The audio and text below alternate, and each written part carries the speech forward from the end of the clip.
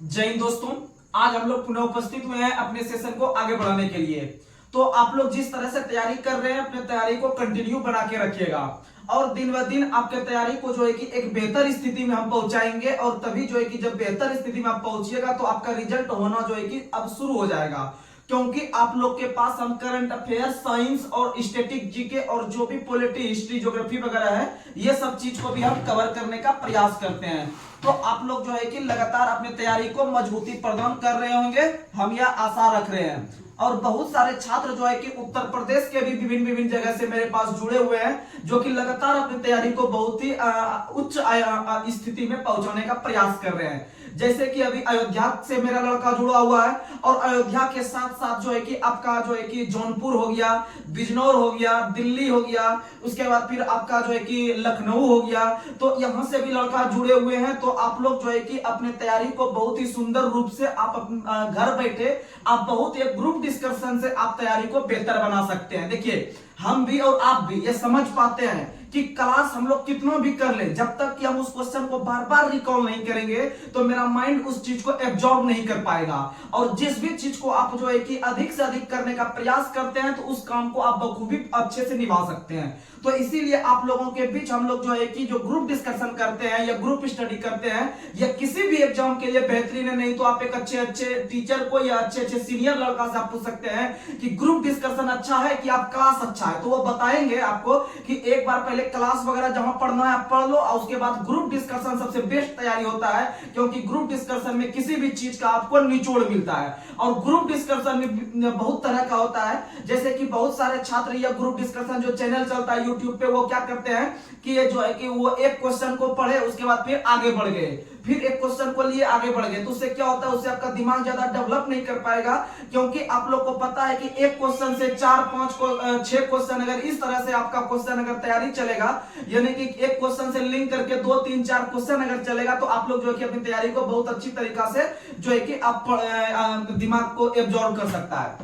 तो चलिए बिना कोई देरी किए हुए आज के हम अपने सेशन को शुरुआत कर रहे हैं करंट अफेयर्स में। तो करंट अफेयर्स का आज का पहला सवाल आप लोग को बताना है कि हाल ही में पुष्कर मेला का आयोजन जो किया गया है किस शहर में? तो पुष्कर मेला का आयोजन किया गया है अजमेर में। कहां में किया गया? अजमेर में किया गया है। और अजमेर को राजस्थान का हृदय के नाम से जाना जाता है।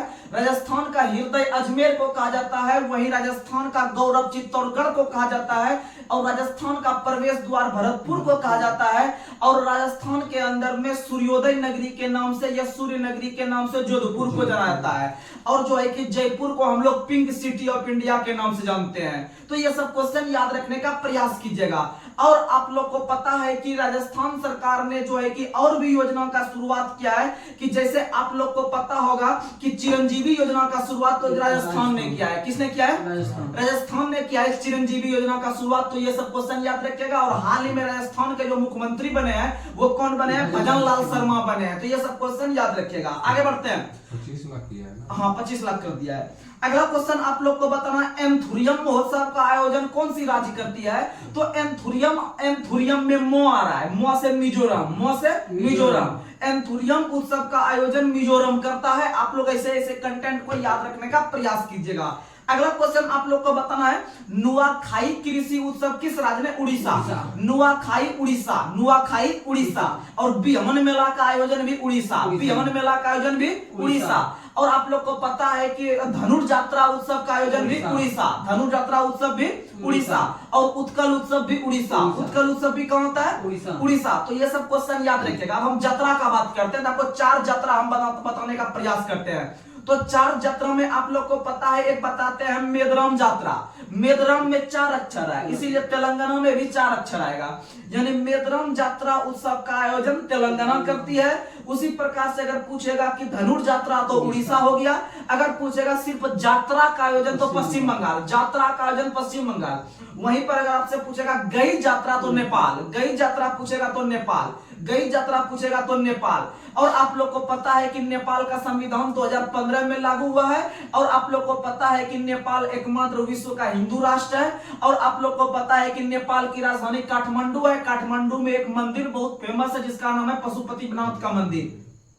पशुपतिनाथ का मंदिर जो कि शिव भगवान को समर्पित है, और पशुपतिनाथ मंदिर आपका काठमांडू में है, और काठमांडू जो है वह बागमती नदी के किनारे है। आप लोग याद रखने का प्रयास कीजिएगा। आगे बढ़ते हैं, अगला क्वेश्चन आप लोग बताइए, बंगस बैली मेला का आयोजन कौन सी राज्य करती है? जम्मू कश्मीर। बंगस बैली मेला का आयोजन जम्मू कश्मीर करता है।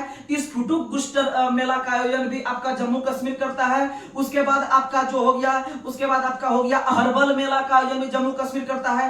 कंचोत मेला का आयोजन भी जम्मू कश्मीर करता है। तो ये सब क्वेश्चन याद रखने का प्रयास कीजिएगा। और लेवेंडर मेला का आयोजन भी करता है जम्मू कश्मीर। लेवेंडर हो गया, कंचोत हो गया, अहरबल हो गया, स्फुटिक गुस्टर हो गया, बंगस बैली हो गया, ये सब जम्मू कश्मीर मारेंगे। क्या मारेंगे? जम्मू कश्मीर। और जम्मू कश्मीर के वर्तमान में जो उपराज्यपाल है वो कौन है? तो याद रखिएगा, मनोज सिन्हा। कौन है? मनोज सिन्हा। और जम्मू कश्मीर के जो पहले उपराज्यपाल बने थे वो गिरीश चंद्र मुर्मू बने थे, और वह गिरीश चंद्र मुर्मू वर्तमान समय में भारत के नियंत्रक एवं महालेखा परीक्षक के रूप में कार्य कर रही है, आप लोग को जैसा कि पता है। वहीं लद्दाख के वर्तमान में जो उपराज्यपाल है वो बीडी मिश्रा है। वो कौन है? बीडी मिश्रा। और लद्दाख के जो पहले उपराज्यपाल थे वो आर.के. माथुर थे, यानी राधा कृष्ण माथुर थे। और दोनों राज्य का स्थापना जो किया गया है, या दोनों केंद्र शासित प्रदेश का जो स्थापना किया गया है वह 31 अक्टूबर 2019 को किया गया है। 31 अक्टूबर 2019 को किया गया है। आप लोग को हम जुगाड़ याद रखने का बता देते हैं कि 31 अक्टूबर को जो हम लोग मनाते हैं, 31 अक्टूबर को जो हम लोग मनाते हैं वो मनाते हैं हम लोग कौन सा दिवस? तो 31 अक्टूबर को एकता दिवस मनाते हैं। एकता दिवस। और एकता दिवस जो मनाते हैं वो सरदार वल्लभ भाई पटेल की जयंती को मनाते हैं। तो क्योंकि सरदार वल्लभ भाई पटेल ने भारत के विभिन्न क्षेत्रों को एक करने का काम किया था, अखंड भारत के निर्माण करने का काम किया था, इसीलिए 31 अक्टूबर को एकता दिवस मनाते हैं। और जो है कि ये जम्मू कश्मीर जो था उनको भी जो एक करने का काम किया वो भी 31 अक्टूबर को, याद रखिएगा, 2 केंद्र शासित प्रदेश के रूप में। आगे बढ़ते हैं, अगला क्वेश्चन आप लोग को बताना है, पितृपक्ष मेला का आयोजन। पितृपक्ष मेला का आयोजन भारत का कौन सा राज्य करता है? तो पितृपक्ष मेला का आयोजन भारत के अंदर में अपना बिहार करता है। बिहार के अंदर में गया में, बिहार के अंदर में गया में जो है कि पितृपक्ष मेला का आयोजन होता है। और आप लोग बताइए कि हरिहरनाथ का मेला जो लगता है वो किस शहर में लगता है? तो हरिहरनाथ का मेला सोनपुर बिहार में लगता है। सोनपुर बिहार में लगता है। और उसी मेला जो है जिसमें पशु का सबसे बड़ा मेला पूरे एशिया में लगता है, सोनपुर बिहार में, जो कि वैशाली डिस्ट्रिक्ट में है। अगला क्वेश्चन आप लोग को बताना है, पुस्तकालय महोत्सव का आयोजन किस शहर में हुआ? पुस्तकालय महोत्सव का आयोजन दिल्ली में हुआ। कहां में हुआ? दिल्ली में हुआ पुस्तकालय मेला का आयोजन। और आप लोग को बता दें कि पहली बार खेलो इंडिया पैरा गेम का आयोजन भी नई दिल्ली में हुआ, और उसका जो कि पहला स्थान प्राप्त किया वो हरियाणा ने प्राप्त किया। किसने प्राप्त किया? हरियाणा ने। और आप लोग को पता है कि भारत के अंदर में जो कुछ दिन पहले 2024 का जो खेलो इंडिया यूथ गेम खेला गया वो तमिलनाडु में खेला गया। कहां खेला गया? तमिलनाडु में खेला गया। और आप लोग को पता है कि तमिलनाडु के वर्तमान में मुख्यमंत्री स्टालिन है। कौन है? स्टालिन है। और आप लोग को पता है कि भारत के अंदर में स्टालिन पुरस्कार पाने वाले जो पहले व्यक्ति बने थे वो सैफुद्दीन किचलू बने थे। सैफुद्दीन किचलू बने थे स्टालिन पुरस्कार पाने वाले पहले व्यक्ति। अगला क्वेश्चन आप लोग बताइए, आदि पेरक्कू उत्सव। आदि पेरक्कू उत्सव का आयोजन कौन सा राज्य में किया गया? तमिलनाडु। आदि पेरक्कू उत्सव का आयोजन कहां किया गया? तमिलनाडु। और तमिलनाडु का एक शहर है तंजौर या तंजावुर, जहां पर भारत सरकार के द्वारा पहला खाद्य संग्रहालय खोला गया। खाद्य संग्रहालय तंजावुर में खोला गया। ये सब क्वेश्चन याद रखिएगा। अगला क्वेश्चन आप लोग बताइए, बोनालू त्योहार किस राज्य में? तेलंगाना में। बोनालू त्योहार तेलंगाना में। बोनालू त्योहार कहां पर? तेलंगाना में। और बतखुम्मा उत्सव भी तेलंगाना में। बतखुम्मा उत्सव भी तेलंगाना में। और तेलंगाना के हाल ही में मुख्यमंत्री बने हैं रेवंत रेड्डी। कौन बने हैं? रेवंत रेड्डी बने हैं। अगला क्वेश्चन आप लोग बताइए, चचिन चराई महोत्सव किस राज्य में? अरुणाचल प्रदेश। चचिन चराई महोत्सव अरुणाचल प्रदेश में। और चचिन चराई महोत्सव अरुणाचल प्रदेश में, और जल महोत्सव का आयोजन भी अरुणाचल प्रदेश में किया गया। ये सब क्वेश्चन याद रखिएगा। अगला क्वेश्चन बताइए, चिखलकालो गोवा। चिखलकालो गोवा। चिखलकालो गोवा।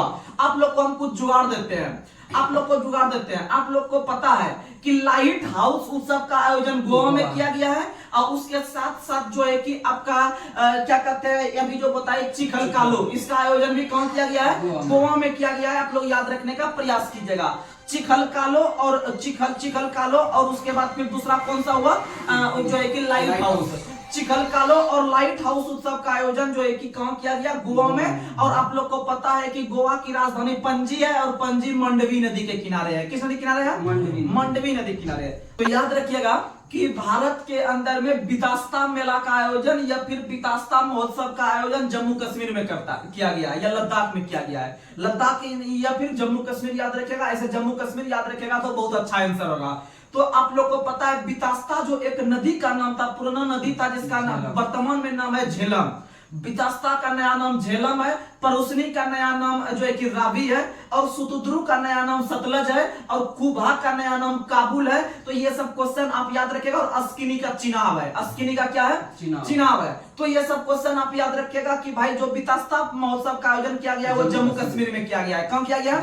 यानी जम्मू कश्मीर में बितास्ता हो गया, अहरबल हो गया, कंचोत हो गया, लेवेंडर हो गया, स्फुटिक गुस्टर हो गया, ये सब मारेंगे जम्मू कश्मीर। कहां मारेंगे? जम्मू कश्मीर। अगला क्वेश्चन आप लोग बताइए, और लेवेंडर महोत्सव भी जम्मू कश्मीर। अगला क्वेश्चन आप लोग बताइए, बिहान मेला का आयोजन उड़ीसा के द्वारा किया जाता है। बिहान मेला का आयोजन उड़ीसा के द्वारा किया जाता है, लेकिन कौन से जनजाति के द्वारा? तो याद रखिएगा कोंद जनजाति। कौन जनजाति? कोंद जनजाति। जैसे आप लोग को पता है कि 1936 ईस्वी में 1 अप्रैल के दिन बिहार से अलग होकर उड़ीसा एक नया राज्य बना। अर्थात हम लोग जब बिहार में जब जगते हैं तो हमको उड़ीसा पहुंचते पहुंचते बिहान हो जाता है। क्या हो जाता है? बिहान हो जाता है। बिहान का मतलब सुबह हो जाता है। हम लोग अपने बिहार के भाषा में बोलते हैं लोकल में बिहान हो गया, यानी कि सुबह हो गया, मॉर्निंग का टाइम हो गया। इसीलिए बिहार से चलते चलते चलते चलते बिहान जो हो जाता है उड़ीसा में। कब होता है? उड़ीसा में। यानी बिहान मेला का आयोजन उड़ीसा में होता है। और उड़ीसा में जो होता है कोंद जनजाति के द्वारा। किसके द्वारा? क्योंकि आप लोग को एक और क्वेश्चन याद करवा देते हैं कि भारत के अंदर में कंदमाल हल्दी को जो जीआई टैग दिया गया है वो उड़ीसा का ही है। और कंदमाल यानी कोंद, कंदमाल यानी कोंद, दोनों चीज उड़ीसा का है। दोनों चीज कहां का है? उड़ीसा। और आप लोग को बता दें उड़ीसा के अंदर में एक जनजाति निवास करता है जिसका नाम है सवारी। क्या नाम है? सवारी। सवारी नाम का जो वहां पर आपका पाया जाता है उड़ीसा के अंदर में, सवारी नाम का याद रखेगा। और पाइका विद्रोह जो हुआ था वह भी उड़ीसा में हुआ था। पाइका विद्रोह इसलिए चर्चा में था क्योंकि कुछ दिन पहले नरेंद्र मोदी ने पाइका विद्रोह के ऊपर डाक टिकट जारी किया था, इसीलिए क्वेश्चन इंपॉर्टेंट होता है। अगला क्वेश्चन आप लोग बताइए, थावे महोत्सव का आयोजन कौन से राज्य करती है? तो थावे, थावे यानी थाते थाते अभी जो है ना आपका लालू यादव जेल चले गए, या फिर लालू यादव जो है कि बिहार के जो है कि राजनीतिक में बहुत अच्छा जो है कि एक तरह से बोल सकते हैं कदम रखे हैं। यानी कि थावे गोपालगंज। थावे कहां है? गोपालगंज। क्योंकि गोपालगंज में लालू प्रसाद यादव का घर था और गोपालगंज के नाम पर इन्होंने एक पुस्तक का भी रचना किया है, क्योंकि गोपालगंज से लेकर रायसीना हिल नामक पुस्तक का रचना लालू यादव ने किए हैं। और गोपालगंज बिहार का एकमात्र ऐसा जिला है कि जहां का आपका जो है कि आपका जो लिंगानुपात है वो सबसे अधिक है। लिंगानुपात सबसे अधिक पूछेगा बिहार में कहां का है तो वो गोपालगंज का है। और पूछेगा कि सबसे कम लिंगानुपात कहां का है बिहार का, तो वो मुंगेर का है। कहां का है? मुंगेर का। अगला क्वेश्चन आप लोग बताइए, गज उत्सव का आयोजन जो किया गया वो कौन से अभ्यारण्य में? तो गज उत्सव का आयोजन असम के काजीरंगा अभ्यारण्य में किया गया। असम के काजीरंगा अभ्यारण्य में किया गया गज उत्सव का आयोजन। और आप लोग को पता है कि काजीरंगा वन्यजीव अभ्यारण्य जो है वह आपका एक सींग वाला गेंडा के लिए प्रसिद्ध है। और जब गेंडा का नाम आया तो प्रतिवर्ष गेंडा दिवस, या गेंडा का इंग्लिश नाम होता है राइनो, गेंडा का इंग्लिश नाम होता है राइनो, यानी गेंडा दिवस या राइनो दिवस जो हम लोग प्रत्येक वर्ष मनाते हैं वो 22 सितंबर को मनाते हैं। 22 सितंबर को मनाते हैं गेंडा दिवस, याद रखने का प्रयास कीजिएगा, जो कि राइनो दिवस के रूप में भी जानते हैं। अगला क्वेश्चन आप लोग बताइए, मथुआ धर्म मेला का आयोजन किस राज्य में किया गया? पश्चिम बंगाल। मथुआ धर्म मेला का आयोजन कहां किया गया? पश्चिम बंगाल। और जात्रा महोत्सव भी कहां होता है? पश्चिम बंगाल। और बाउल महोत्सव का आयोजन भी कहां होता है? पश्चिम बंगाल। यानी बाउल हो गया, जात्रा हो गया, ये सब पश्चिम बंगाल में होता है। और पश्चिम बंगाल के वर्तमान में मुख्यमंत्री ममता बनर्जी हैं, जिनके पार्टी का नाम तृणमूल कांग्रेस पार्टी है, जिसका स्थापना 1 जनवरी 1998 को हुआ था। आप लोग याद रखिएगा। आगे बढ़ते हैं, सियांग उनिंग महोत्सव। सियांग उनिंग महोत्सव का आयोजन कौन से राज्य में किया गया? अरुणाचल प्रदेश। सियांग उनिंग कहां किया गया? अरुणाचल प्रदेश। और अरुणाचल प्रदेश में एक और बताइए, चचिन चराई अरुणाचल प्रदेश। अगला क्वेश्चन आप लोग को बताना है, अगला क्वेश्चन आप लोग को दिया, भूमचू चौरा है सिक्किम, भूमचू सिक्किम। और लोसांग उत्सव का आयोजन भी सिक्किम में, लोसांग उत्सव का आयोजन भी सिक्किम में। देखिएगा 3 तरह का नाम क्वेश्चन आता है लो से करके। एक आता है लो लोसंग, लोसंग सिक्किम चल गए। एक आता है लोसर, लोमो का सोर, लोसर, लोसर हो गया लद्दाख का, लोसर हो गया लद्दाख का। एक आता है लोसार, एक आता है लोसार यानी लोमो का सो आकर, यानी आकर आया है तो वो हिमाचल प्रदेश जाएंगे। देखिएगा बहुत बच्चा लोसंग सिक्किम मार देता है, लेकिन लोसर और लोसार में कंफ्यूज होते रहता है, तो उसके लिए हम जुगाड़ दे रहे हैं। जैसे लोमो का सोर लोसर यानी छोटा अक्षर है लोसार के तुलना में, क्योंकि लोसार में एगो एक्स्ट्रा आकर आता है, तो लोसर में छोटा के साथ छोटा नाम जाएंगे यानी लद्दाख जाएंगे। क्या जाएंगे? लद्दाख। और लोसार करके आएगा एगो आकर जुट के आएगा तो वो चल जाएगा कहां? हिमाचल प्रदेश। कहां चल जाएगा? हिमाचल प्रदेश। सिक्किम तो आपका हो गया ये लोसांग, लोसांग अलग ही चीज है, लास्ट में गो आ रहा है। हम लोसर और लोसार में कंफर्म किए, लोसर और लोसार। तो याद रखेगा लोसांग सिक्किम में, लोसर लद्दाख में, लोसार हिमाचल प्रदेश और भूमचू भी सिक्किम। भूमचू भी कहां है? सिक्किम। अगला क्वेश्चन बताइए, आदि महोत्सव नई दिल्ली, आदि महोत्सव नई दिल्ली। अगला और पुस्तकालय महोत्सव भी नई दिल्ली, पुस्तकालय महोत्सव भी नई दिल्ली। नहीं, आदि पेरक्कू है, आदि पेरक्कू करके आएगा तो वो तमिलनाडु जाएंगे, लेकिन आदि महोत्सव करके आएगा तो वो जाएंगे नई दिल्ली। अगला क्वेश्चन आप लोग बताइए, खजुराहो नृत्य महोत्सव मध्य प्रदेश, खजुराहो नृत्य महोत्सव मध्य प्रदेश। उसके बाद अगर आपसे क्वेश्चन पूछे तानसेन महोत्सव भी मध्य प्रदेश, तानसेन महोत्सव भी मध्य प्रदेश। अगला क्वेश्चन अगर आपसे क्वेश्चन पूछे ऑरेंज फेस्टिवल का आयोजन कहां किया गया? नागालैंड। ऑरेंज फेस्टिवल नागालैंड, नागालैंड की राजधानी कोहिमा है, कोहिमा में ही ऑरेंज फेस्टिवल का आयोजन किया गया। अगर आपसे क्वेश्चन पूछे अगला, तोरग्या महोत्सव का आयोजन अरुणाचल प्रदेश, तोरग्या अरुणाचल प्रदेश यानी तोरग्या हो गया, चचिन चराई हो गया, ये सब कहां है? अरुणाचल प्रदेश, अरुणाचल प्रदेश। अगला क्वेश्चन, अंतरराष्ट्रीय पतंग उत्सव का आयोजन अहमदाबाद, अंतरराष्ट्रीय पतंग उत्सव का आयोजन अहमदाबाद। अगला क्वेश्चन आप लोग बताइए कि अवतार महोत्सव राजस्थान, अवतार महोत्सव राजस्थान, अवतार महोत्सव राजस्थान। चिरंजीवी महोत्सव भी कहां है? राजस्थान। तो आप लोग को बता दें कि हाल ही में जो है कि वहां पर कांग्रेस का सरकार पलट के बीजेपी की सरकार आई है एक नए अवतार के रूप में, यानी अवतार करके मारिएगा, आंसर राजस्थान का है, भजनलाल शर्मा के रूप में। अगला क्वेश्चन बताइए, परशुराम कुंड मेला का आयोजन कहां होता है? अरुणाचल प्रदेश में। परशुराम कुंड मेला का आयोजन अरुणाचल प्रदेश में। वहीं पर अगर आपसे क्वेश्चन पूछे सूरज कुंड मेला का आयोजन, तो सूरज कुंड मेला का आयोजन जो होता है वो होता है फरीदाबाद में। कहां में होता है? फरीदाबाद में होता है सूरज कुंड मेला का आयोजन। वहीं अगर पूछे मखदूम कुंड मेला का आयोजन कहां होता है? बिहार में। मखदूम कुंड बिहार में, परशुराम कुंड अरुणाचल में। और पूछे आपसे जो है कि अभी सूरज कुंड मेला तो फरीदाबाद हरियाणा के अंदर में होता है। अगला क्वेश्चन बताइए, हाल ही में चर्चा में रहा एक शब्द स्टॉप क्लॉक नियम, स्टॉप क्लॉक नियम का जो संबंध है वो किस क्षेत्र से है या किस खेल से है? क्रिकेट से। किससे है? क्रिकेट। क्योंकि आप लोग को पता है हाल ही में जो एक मैच खेला गया था जिसमें एंजेलो मैथ्यूज को जो है कि वो टाइम आउट के कारण उसको आउट का करार दिया गया था, यानी स्टॉप क्लॉक नियम का संबंध क्रिकेट से है। किससे है? क्रिकेट से। और इसका पहला शिकार खिलाड़ी जो बना एंजेलो मैथ्यूज। कौन बना? एंजेलो मैथ्यूज। और आप लोग को पता है कि थर्ड एम्पायर का पहला शिकार जो बना था वो सचिन बना था। कौन बना था? सचिन बना था। ये सब क्वेश्चन याद रखिएगा। और मार्केटिंग शब्द का संबंध भी क्रिकेट से है, मार्केटिंग शब्द का संबंध भी क्रिकेट से है। क्योंकि आप लोग को क्या होता था, हम लोग बचपन में कि जब बॉलर बॉलिंग कर रहा होता है तो बॉल फेंकने से पहले ही जो नॉन स्ट्राइक पे बल्लेबाज है वो आधा क्रीज जाके निकल के रहता था, जल्दी से हम थोड़ा सा टच करके भाग के एक रन ले लेंगे और हम जीत जाएंगे मैच। तो याद रखिएगा कि आप बॉलर के बॉल फेंकने से पहले जो है कि आप नहीं भाग सकते हैं। अगर आप पहले ही क्रीज छोड़ के आगे दौड़ने के लिए निकल गए तो आपको जो है कि अगर विकेट के अगर स्टंप के जड़ में अगर वो बॉल सटा देगा रख के तो आप आउट करार दिए जा सकते हैं। ये जो संबंध है वो आपका क्रिकेट से है। और क्रिकेट में इस नियम को कहा जाता है मार्केटिंग शब्द का प्रयोग। किस शब्द का प्रयोग? मार्केटिंग। और इस शब्द का जो है कि पहले जो खिलाड़ी ने प्रयोग कर चुका है वो आपका रविचंद्रन अश्विन ने इसका प्रयोग कर चुका है। आगे बढ़ते हैं, 2017-18 में ही किया था।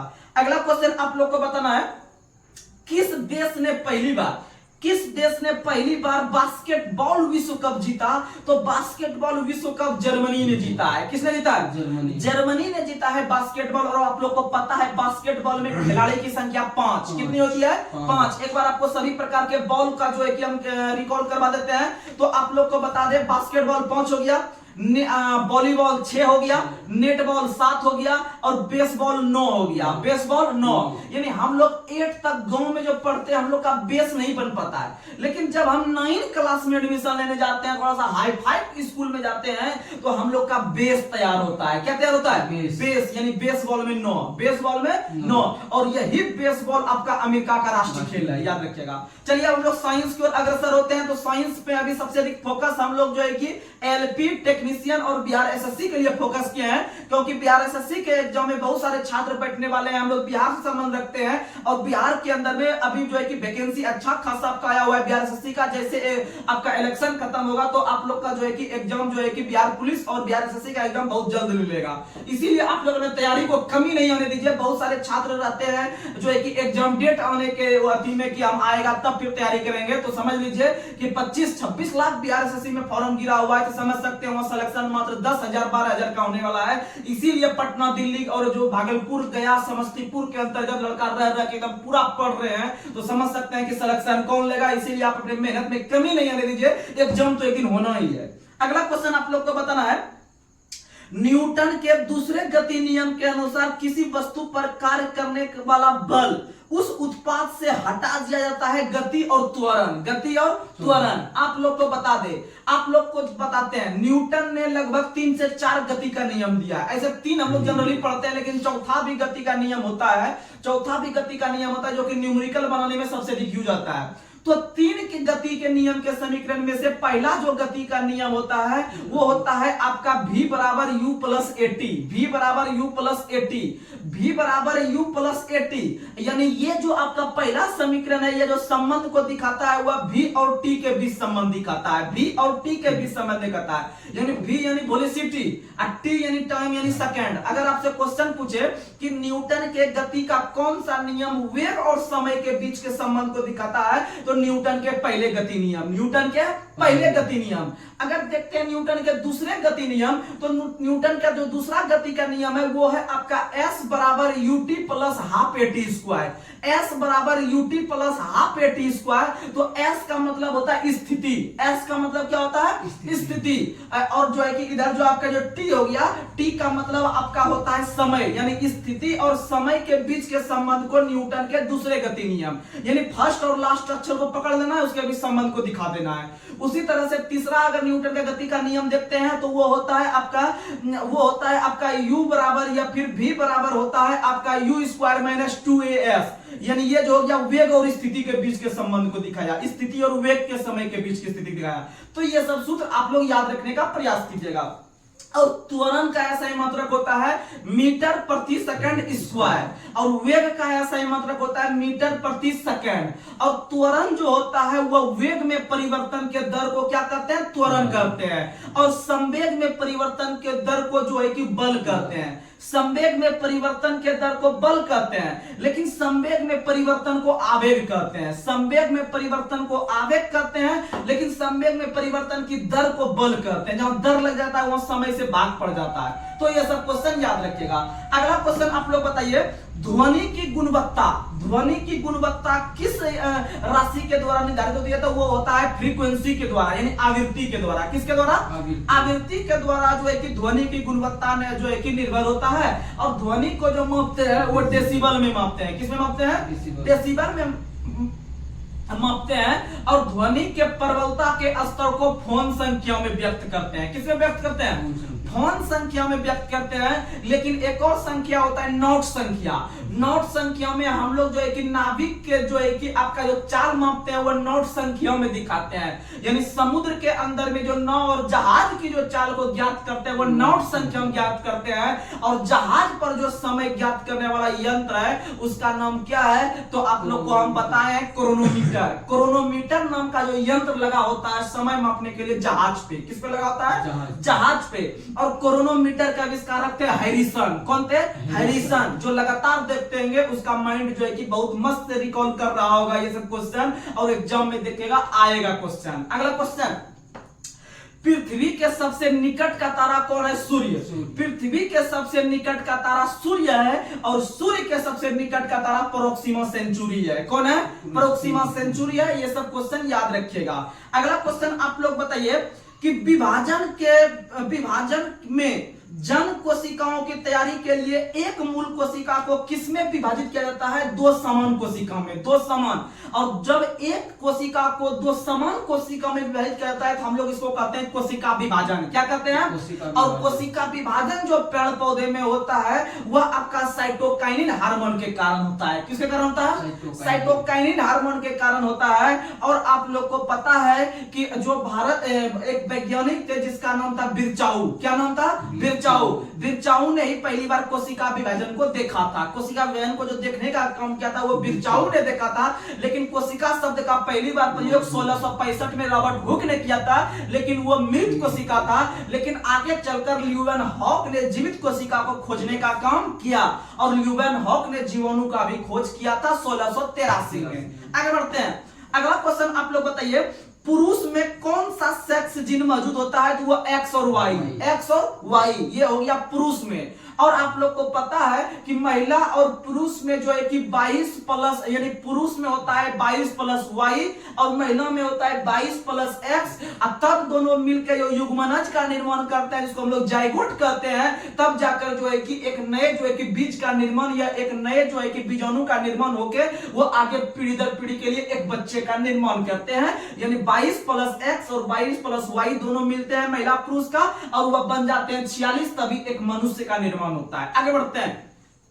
अगला क्वेश्चन आप लोग को बताना है, कई आवृत्तियों के मिश्रण से उत्पन्न ध्वनि को क्या कहा जाता है? आवाज। क्या कहा जाता है? आवाज। और यह क्वेश्चन जो पूछ रहे हैं आरपीएफ कांस्टेबल का आया हुआ क्वेश्चन है और आगे अभी आरपीएफ का एग्जाम है। शायद कल परसों से ही आरपीएफ का फॉर्म डलाना शुरू भी हो गया है। आप लोग लगातार जो है कि फॉर्म भरिए, जिसका फिजिकल भी अच्छा नहीं है फिर भी आप एग्जाम दीजिए। और आपका जो है कि क्या क्वेश्चन का लेवल रहता है आपको जानना जरूरी है, क्योंकि आजकल के बदलते पैटर्न पर आप किस तरह से क्वेश्चन को बना सकते हैं, इससे आपकी हकीकत का पता चलेगा। और मेरा भी हकीकत का पता चलेगा कि मेरा क्वेश्चन कितना टच हो रहा है आपके एग्जाम में। और आप तभी हमको जज कर सकते हैं जब आप मेरा सब वीडियो को देखिएगा बारीकी से, तभी आप हमें कुछ बोल सकते हैं, अन्यथा नहीं बोल सकते हैं। क्योंकि हम इतना क्वेश्चन ही बता देते हैं कि एग्जाम से लगभग आपका 100% जीके जीएस में 80% तो पक्का कवर हो जाएगा। आगे बढ़ते हैं। अगला क्वेश्चन आप लोग को, और आवृत्ति का मात्रक हर्ट्ज होता है। आवृत्ति का मात्रक हर्ट्ज होता है और तरंगदैर्घ्य का मात्रक एंगस्ट्रम होता है। और आवृत्ति और तरंगदैर्घ्य को जब गुणा कर देंगे तो हमको तरंग की चाल मिल जाएगा, तरंग की चाल मिल जाएगा।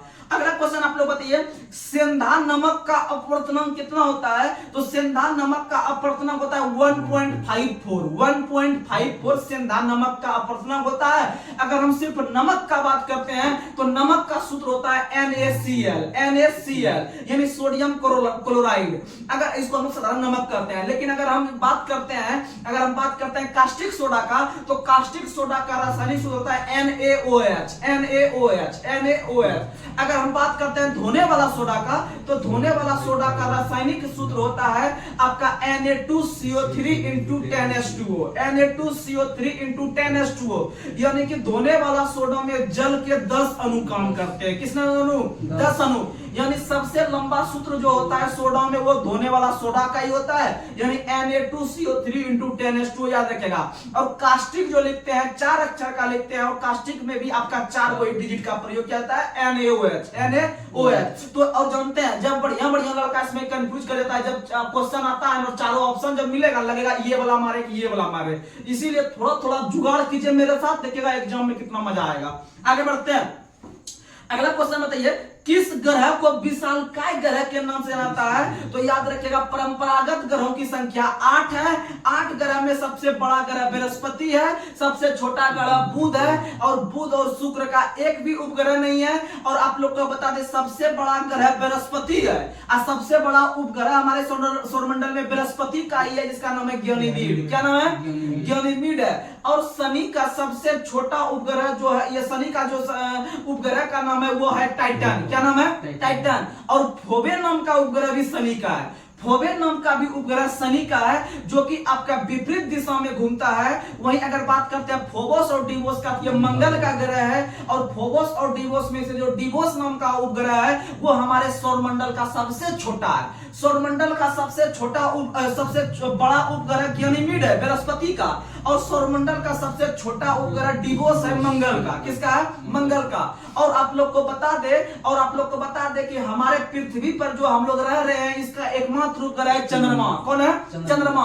और चंद्रमा को जीवाश्म ग्रह के नाम से भी जानते हैं और पृथ्वी को नीला ग्रह के नाम से, पृथ्वी को नीला ग्रह के नाम से। और चंद्रमा पर एक बहुत फेमस है जो कि बहुत बार एग्जाम में आता है, आपका शांति सागर, धूल का शांति सागर जो है वह चंद्रमा पे है। और आप लोग को पता है कि जिसको हम लोग दूसरे नाम से जानते हैं, आपका क्या नाम से? तो Sea of Tranquillity, Sea of Tranquillity के नाम से हम लोग जो है कि चंद्रमा पर जानते हैं, इसको शांति सागर के रूप में भी जानने का काम करते हैं। और चंद्रमा का प्रकाश पृथ्वी तक पहुंचने में 1.3 सेकंड, या एग्जैक्ट देखिएगा तो 1.28 सेकंड होता है। लेकिन सूर्य का प्रकाश पृथ्वी तक पहुंचने में जो है कि आपका कितना लगता है? तो 8 मिनट 20 सेकंड, 8 मिनट 20 सेकंड या 8 मिनट 16.6 सेकंड भी लगता है। 499 सेकंड भी है। हाँ, 499 सेकंड भी लीजिएगा, 499 सेकंड भी पूछ जाएगा। अगला क्वेश्चन, क्योंकि आप लोग देखिए 8 मिनट को गुणा कीजिएगा 60 से, तो 8 से 48 480 हो गया, और उधर 19 मिनट ले लिया तो वही हो गया 99। या 20 लीजिए या 19 लीजिए या जो भी लीजिए, आप आराम से कर सकते हैं जिसमें भी पूछे।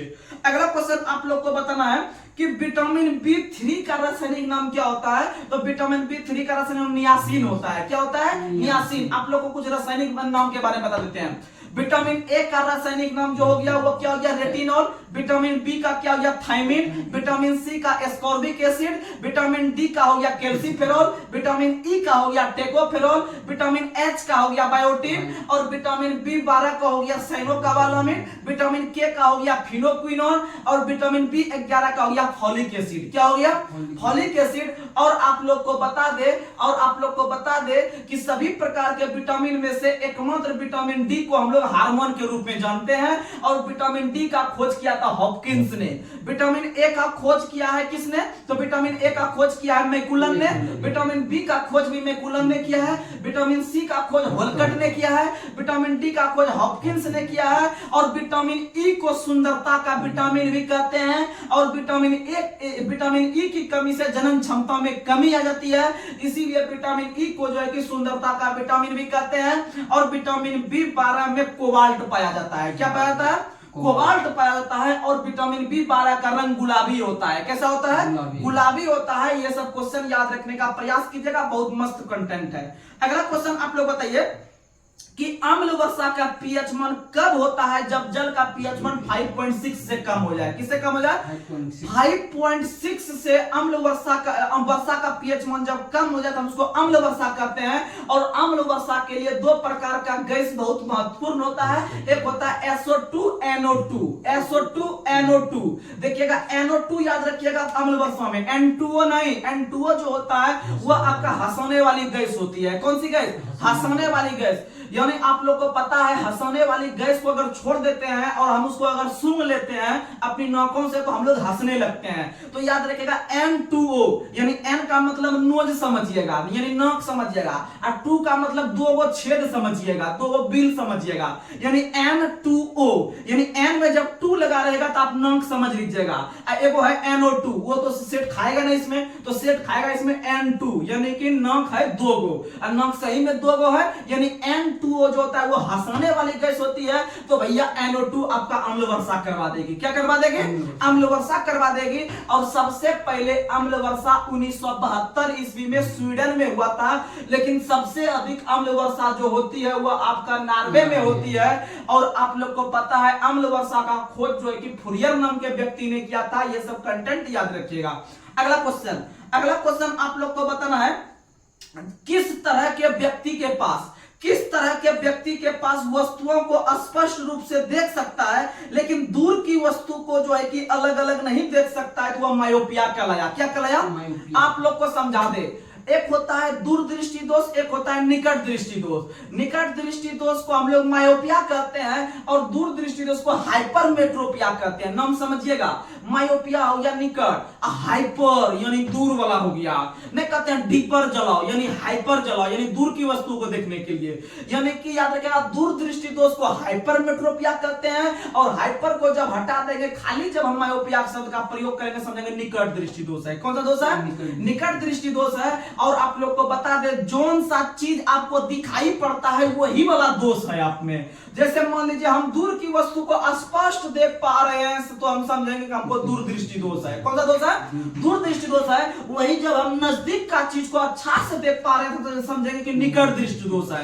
यानी जोन सा आपका दोष है वही वाला चीज आपको दिख रहा है। ये नहीं समझिएगा कि हमको दूर दृष्टि दोष है तो हमको दूर का नहीं दिख रहा है, ना है, बस गलती हो जाएगा। यानी दूर दृष्टि दोष में दूर का दिख रहा है, निकट में निकट का दिख रहा है। और निकट दृष्टि दोष को दूर करने के लिए अवतल लेंस का प्रयोग करेंगे, और दूर दृष्टि दोष को दूर करने के लिए उत्तल लेंस का प्रयोग करेंगे, और अबिंदुकता को दूर करने के लिए बेलनाकार लेंस का प्रयोग करेंगे। और जो है कि आपका एक और बच गया नी देव जवा, जरा दूरदर्शिता का प्रयोग कर, जरा दूरदर्शिता नामक बीमारी को दूर करने के लिए बाइफोकल लेंस का प्रयोग करेंगे। और आंख का डॉक्टर ऑप्थेल्मोलॉजिस्ट कहलाता है। क्या कहलाता है? ऑप्थेल्मोलॉजिस्ट कहलाता है। और आंख की जांच करने के लिए ईओजी पद्धति का प्रयोग किया जाता है। ईओजी आंख का हो गया, ईसीजी हृदय का हो गया, ईईजी मस्तिष्क का हो गया, ईएमजी मांस का हो गया, ईएमजी मांस। और ये सब क्वेश्चन आपको अक्सर एनटीपीसी में कूट के रूप में मिलाने के लिए दे देगा, तो आप लोग आराम से कवर रखिएगा, इससे बाहर क्वेश्चन नहीं जाएगा। अगला क्वेश्चन, सल्फर का प्रतीक चिन्ह क्या होता है? तो सल्फर का प्रतीक चिन्ह एस होता है। क्या होता है? एस। और सल्फर का जो परमाणु संख्या होता है वो 16 होता है। कितना होता है? 16। और सल्फर का दूसरा नाम जो होता है वह होता है गंधक। क्या नाम होता है? गंधक। सल्फर का ही दूसरा नाम होता है गंधक। और आप लोग को बता दें यह क्वेश्चन आपको क्यों पूछा गया, क्योंकि एकमात्र ऐसा तत्व सल्फर है हमारे आवर्त सारणी में जिसका नाम संस्कृत भाषा से लिया गया है। किससे लिया गया है? संस्कृत भाषा से लिया गया है। इसीलिए क्वेश्चन भी पूछा गया है कि आवर्त सारणी में कौन सा तत्व का प्रतीक चिन्ह या उसका जो नाम लिए हैं हम लोग संस्कृत भाषा से लिए हैं, तो याद रखेगा सल्फर। क्या याद रखेगा? और 100 से सल्फर 100 से 16, 100 से सल्फर 100 से 16, यानी सल्फर का परमाणु संख्या 16। कितना होता है? 16। और सल्फर के अणुओं को जो हम लोग ज्ञात करते हैं S8 में प्रदर्शित करते हैं। किसमें प्रदर्शित करते हैं? S8 में प्रदर्शित करते हैं। और ये सब क्वेश्चन याद रखिएगा। और आवर्त सारणी में जो सभी प्रकार के जो तत्व के प्रतीक चिन्ह है उसमें पहला अक्षर जो होता है वो आपका कैपिटल में लिखा जाता है। किसमें लिखा जाता है? कैपिटल में। और उसका दूसरा अक्षर या तीसरा अक्षर जो होता है वो स्मॉल में लिखा जाता है। किसमें लिखा जाता है? स्मॉल में। अगर मान लिया किसी तत्व में पहले एक ही वो अक्षर आता है, जैसे कार्बन में सी आ गया तो पहला अक्षर वो कैपिटल में ही रहेगा। अगर दूसरा आता है, तीसरा आता है तो उसमें से उसको स्मॉल कर देंगे, दूसरा एक ही को बड़ा रहता है किसी भी तत्व में। और यह जो प्रतीक चिन्ह देने का काम किया है वह बर्जीलियस ने किया है। किसने किया है? बर्जीलियस ने किया है। और आवर्त और बर्जीलियस ने उत्प्रेरक का भी खोज किया है, आवर्त सारणी में प्रतीक चिन्ह का भी खोज किया है, और आपका कैटेलिस्ट का भी प्रयोग किया है। कैटेलिस्ट रहे या प्रोटीन शब्द रहे या आपका आवर्त सारणी में प्रतीक चिन्ह रहे, ये सारा का सारा जो खोज किया है बर्जीलियस ने किया है। और उत्प्रेरक यानी कैटेलिस्ट का सबसे प्रमुख कार्य है कि किसी भी अभिक्रिया के दर को वो बढ़ा सकता है और घटा सकता है। तो ये सब क्वेश्चन याद रखिएगा। और आधुनिक आवर्त सारणी जो देने का काम किया है वो 1913 ईस्वी में मोसले ने किया था। और मोसले का संबंध ब्रिटेन से था। कहां से था? ब्रिटेन से था। और आधुनिक आवर्त सारणी मोसले ने दिया है, लेकिन सिर्फ पूछेगा आवर्त सारणी किसने दिया है, तो आवर्त सारणी उसी वर्ष दिया गया था जिस वर्ष महात्मा गांधी का जन्म हुआ था, यानी 1869 में जो है कि आवर्त सारणी देने का काम मेंडलीव के द्वारा किया गया था। और मेंडलीव का संबंध जो था वह कहां से था? तो रूस से था। कहां से था? रूस से था मेंडलीव का संबंध। और मोसले का संबंध ब्रिटेन से था। कहां से था? ब्रिटेन से था। याद रखने का प्रयास कीजिएगा। और आप लोग को बता दे आधुनिक आवर्त सारणी जो है वह परमाणु संख्या के बढ़ते क्रम पे है। और आपका जो आवर्त सारणी मेंडलीव वाला था 1869 वाला था वो जो है कि परमाणु भार पर आधारित था। किस पर आधारित था? परमाणु भार पर आधारित था। आगे बढ़ते हैं। अगला क्वेश्चन आप लोग को बताना है उत्तक का अध्ययन क्या कहलाता है? उत्तक यानी टिश्यू। उत्तक का अध्ययन कहलाता है आपका क्या? तो याद रखिएगा उत्तक का अध्ययन उत्तक विज्ञान कहलाता है, या फिर आपका जो है कि क्या कहलाता है? हिस्टोलॉजी। उत्तक का अध्ययन हिस्टोलॉजी। उत्तक का अध्ययन हिस्टोलॉजी कहलाता है और कोशिका का अध्ययन साइटोलॉजी कहलाता है। कोशिका का अध्ययन साइटोलॉजी कहलाता है और उत्तक का अध्ययन हिस्टोलॉजी कहलाता है। और आप लोग को पता है कि यकृत का अध्ययन हेपेटोलॉजी, यकृत का अध्ययन हेपेटोलॉजी कहलाता है। गुर्दा का अध्ययन नेफ्रोलॉजी कहलाता है। मस्तिष्क का अध्ययन जो है कि आपका फ्रेनोलॉजी कहलाता है। और आप लोग को पता है कान का अध्ययन ओडोलॉजी कहलाता है और नाक का अध्ययन राइनोलॉजी कहलाता है। मांस का अध्ययन मायोलॉजी कहलाता है। हड्डी का जो अध्ययन होता है वो ऑस्टियोलॉजी कहलाता है और खून का अध्ययन आपका हेमेटोलॉजी कहलाता है। यकृत हेपेटो, यकृत में प लगाना है और म लगाएंगे खून में, म लगाएंगे खून में। और आप लोग को पता है रक्तदान शब्द का संबंध भी खून से है। रक्तदान संबंध का संबंध किससे है? खून से है। और आप लोग को पता है आरएच फैक्टर का संबंध भी खून से है। और आरएच फैक्टर का खोज 1940 ईस्वी में रिसस नाम के बंदर में कार्ल लैंडस्टीनर ने खोजने का काम किया था। ये सब क्वेश्चन याद रखिएगा। और ब्लड ग्रुप का खोज भी जो किया है वह लैंडस्टीनर एवं पिनर ने किया है। लेकिन रक्त परिवहन का खोज विलियम हार्वे ने किया है। रक्त परिवहन का खोज विलियम हार्वे ने किया है आपका 1928 के अंदर में। और 1900 में ब्लड ग्रुप का खोज लैंडस्टीनर ने किया है। ये सब क्वेश्चन याद रखिएगा। आगे बढ़ते हैं। अगला क्वेश्चन आप लोग को बताना है। अगला क्वेश्चन आप लोग बताइए। तो अगला क्वेश्चन आप लोग को बताना है कि पिट्यूटरी ग्रंथि जो जुड़ी हुई होती है वो किस अंग से? तो पिट्यूटरी ग्रंथि जुड़ी हुई होती है मस्तिष्क से। किससे जुड़ी हुई होती है? मस्तिष्क से। और आप लोग को पता है कि मस्तिष्क जो ऐसे करके टिका हुआ है, यानी ऐसे जो खड़ा है, इसको जो भार जो ले रहा है वह हायड नाम की हड्डी के सहारे खड़ा है। किस नाम की हड्डी? हायड नाम की हड्डी के कारण ही मस्तिष्क जो है कि ऐसे करके खड़ा है आपका गले से सहारा लेके। तो याद रखेगा हायड नाम की हड्डी। और टिबिया नाम की हड्डी जो पाई जाती है टांग में। टिबिया नाम की हड्डी टांग में। और पिन्ना नाम की हड्डी कान में। पिन्ना नाम की हड्डी कान में। इनकस नाम का हड्डी भी कान में। तो यह सब क्वेश्चन याद रखिएगा। तो चलिए आज का लास्ट सवाल आप लोग को बताना है कि किण्वन प्रक्रिया का खोज किसने किया है? लुईस पास्चर ने। किण्वन प्रक्रिया का खोज लुईस पास्चर ने किया है। और आप लोग को पता है पेनिसिलिन का खोज किसने किया है? एडवर्ड जेनर ने। पेनिसिलिन का खोज एडवर्ड जेनर ने किया ना, तब फ्लेमिंग। हाँ, पेनिसिलिन का खोज किया है अलेक्जेंडर फ्लेमिंग ने। पेनिसिलिन का खोज किया है अलेक्जेंडर फ्लेमिंग ने। पेनिसिलिन का खोज किसने किया है? अलेक्जेंडर फ्लेमिंग ने। और आप लोग को पता है ये चेचक के टीके का खोज किया है एडवर्ड जेनर ने। चेचक के टीके का खोज भी किसने किया है? एडवर्ड जेनर ने। और पेनिसिलिन के टीके का खोज किसने किया है? तो वह किया है आपका अलेक्जेंडर फ्लेमिंग ने। हाँ, अलेक्जेंडर फ्लेमिंग ने, याद रखिएगा। अगला क्वेश्चन आप लोग को बताना है। रेबीज के टीका एडवर्ड जेनर। हाँ, रेबीज के टीका का खोज एडवर्ड जेनर है ना।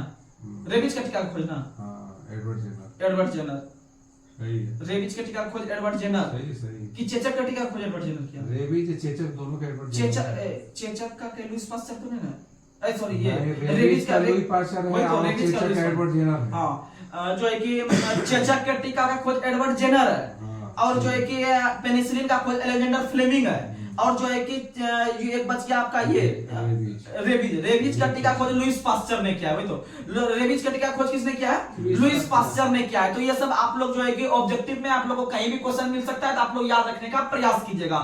तो जो है कि आप लोग का यह सेशन कैसा लगा? आप लोग जो है कि जरूर जो है कि आप लोग अगर वीडियो हमारे पूरे देखते हैं तो एक वीडियो लगभग मेरा 110 घंटा का वॉच टाइम जाता है 24 घंटा के अंदर। तो आप लोग समझ सकते हैं कि हमारा फुल वीडियो बहुत सारे आदमी देखते हैं और एक घंटा के अंदर में एक दिन में 110 घंटा जो है कि एक वीडियो मेरा जाता है। और दो वीडियो को अगर मिला लेते हैं लगभग 300 घंटा जाता है। तो समझ सकते हैं कि आपका एक चैनल को मोनेटाइज होने के लिए लगभग 4000 घंटा की जरूरत पड़ती है। अगर हम मान लीजिए महीना दिन अगर चलाए तो महीना दिन में आराम से एक नया चैनल भी हम मोनेटाइज कर सकते हैं। इसमें कोई बड़ी बात नहीं है। तो आप लोग जिस तरह से प्यार दे रहे हैं, बस अपने प्यार को आप जो है कि अधिक से अधिक बढ़ाने का प्रयास कीजिए और अधिक से अधिक हम इस चैनल पे लाभ उठाइए और एग्जाम में जाके एकदम फोड़ के आइए एग्जाम को। और देखिएगा जिस दिन आप PRSSC के एग्जाम में बैठिएगा, RPF के एग्जाम में बैठिएगा, GD के एग्जाम में बैठिएगा, NTPC के एग्जाम में बैठिएगा, तो आपको एहसास हो जाएगा कि इस चैनल से वो कितना लाभ हुआ है। तो चलिए आज के सेशन को हम यही समाप्त कर रहे हैं। आज जो है कि आप लोग अच्छे से अपनी तैयारी को करते रहिएगा। तब तक के लिए जय हिंद, जय भारत।